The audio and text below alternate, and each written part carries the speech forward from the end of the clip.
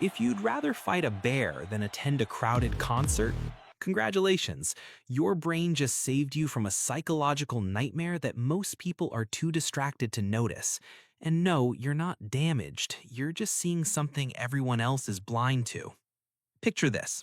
It's Saturday night. Your phone buzzes. Hey, we're all meeting at that new downtown spot. Super packed, but the vibe is amazing. And immediately, your soul leaves your body. Not because you hate fun, but because your brain just calculated the cost of that vibe and decided bankruptcy isn't worth it. You're not broken, you're not boring, and you're definitely not the problem. Your psychology is just playing chess while everyone else is playing checkers. Let me break down what's really happening in that beautiful, complicated brain of yours.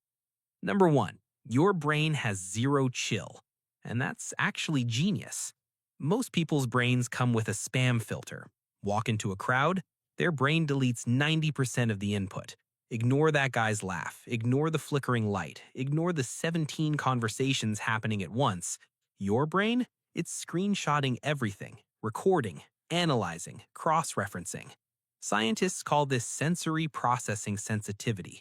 Fancy term for your brain is that friend who notices everything and remembers everything and never lets anything go. Every time someone shifts their weight, every micro-expression that flashes across a stranger's face, every tonal change in the background music, you're processing it all simultaneously. It's like everyone else is watching life in 480p and you're stuck with an 8K IMAX experience you never asked for.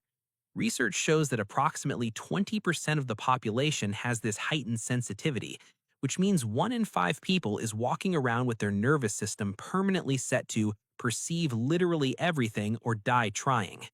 And here's what makes it even intense. Your brain doesn't just collect this information, it stores it, categorizes it, and references it later.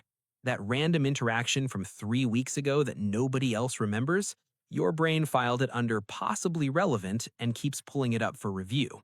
It's not overthinking, it's your neural network doing exactly what it was designed to do, make sense of complex patterns others miss entirely.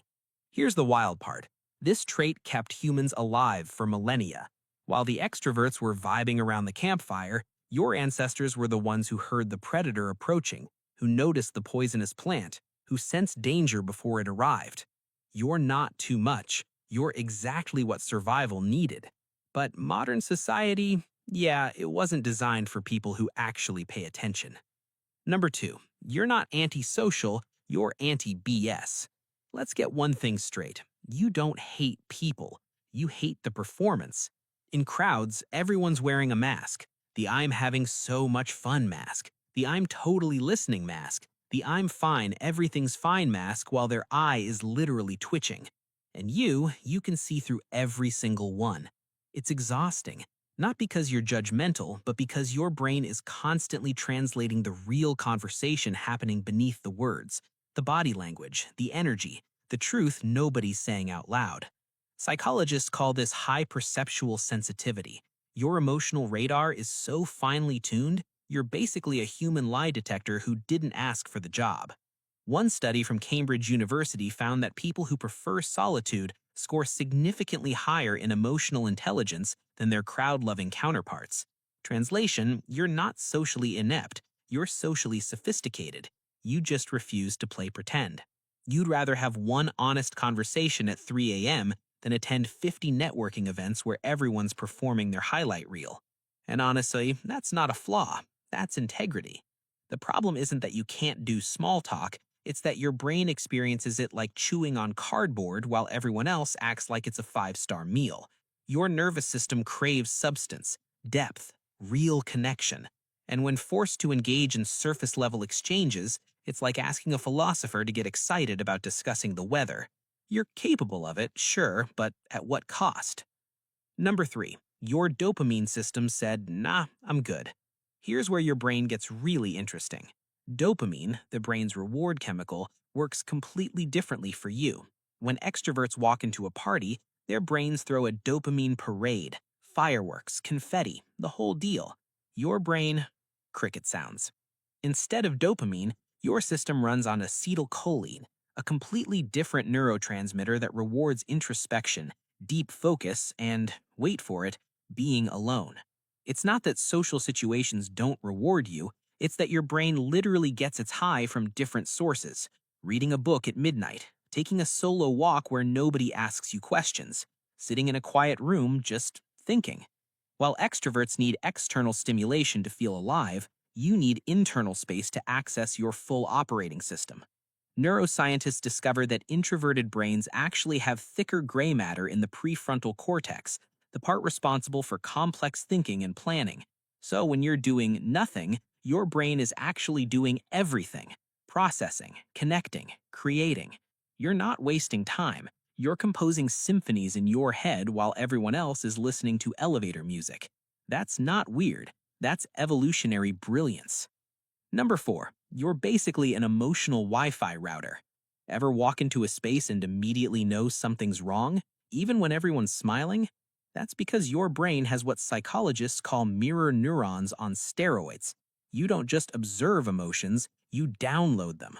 Spend an hour in a crowd, and you're not just managing your own feelings, you're accidentally absorbing everyone else's emotional stress, anxiety, excitement, and chaos like some kind of emotional sponge nobody asked to be. It's psychological overload.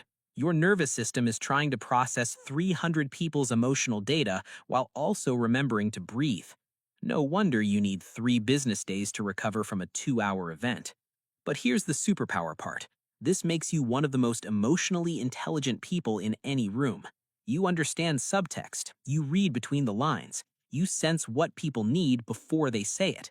Most people barely understand their own emotions. You're out here understanding everyone's emotions. That's not a curse. That's a gift most people would break under. And finally, number 5, you're not running from life, you're running towards yourself. Society has this weird obsession with equating busy and loud with successful and happy. If you're not at every event, posting every moment, surrounding yourself with people 24/7, you're somehow failing at life. But here's what they don't understand. You figured out what most people spend decades avoiding. Silence isn't empty, it's where clarity lives.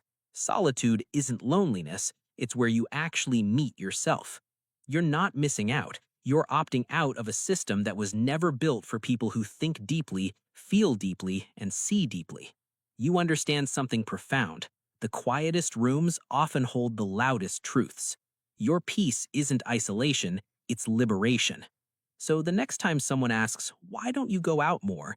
just remember, they're asking why you don't drain yourself to fit into spaces that were never designed for minds like yours. You're not broken. You're not boring. You're not antisocial. You're just built for depth in a world obsessed with noise.